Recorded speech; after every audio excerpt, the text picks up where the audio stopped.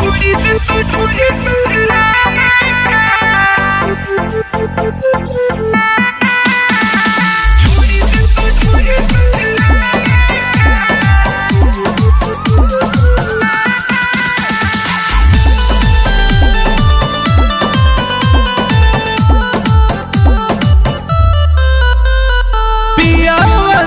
बुताई के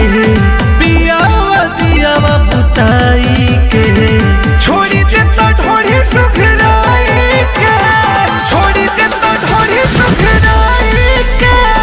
छोड़ी दे तो थोड़ी सुधराई के छोड़ी दे तो थोड़ी सुधराई के रखी दिला मन छछनाई के रखी दिला मन छछनाई के छोड़ी दे तो थोड़ी सुधराई के छोड़ी दे तो थोड़ी सुधराई के छोड़ी दे तो थोड़ी सुधराई के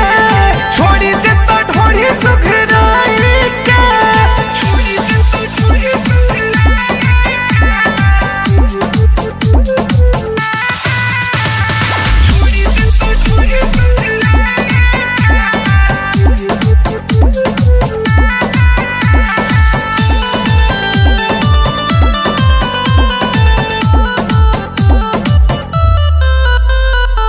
चढ़ली जवानी होता परेशानी ओकरा कुछो ना बुझाला कतना बा दुखावा से जिया के सुखावा बुझनी न कैसन कहाला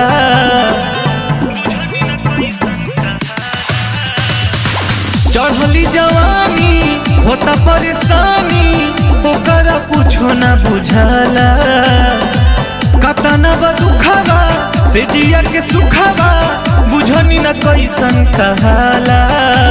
बिगाड़ देता मन उछुआई के बिगाड़ देता मन उछुआई के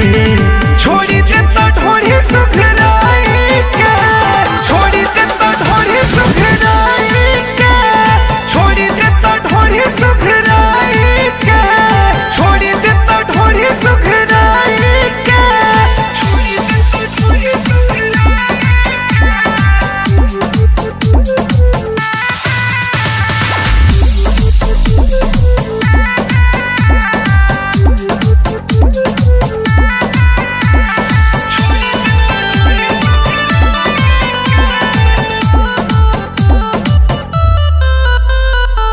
सुस्त रहेला कुछो न कहेला कबहू घर न रहेला बुझे न बात के दिन चाहे रात के कबो करे नहीं खेला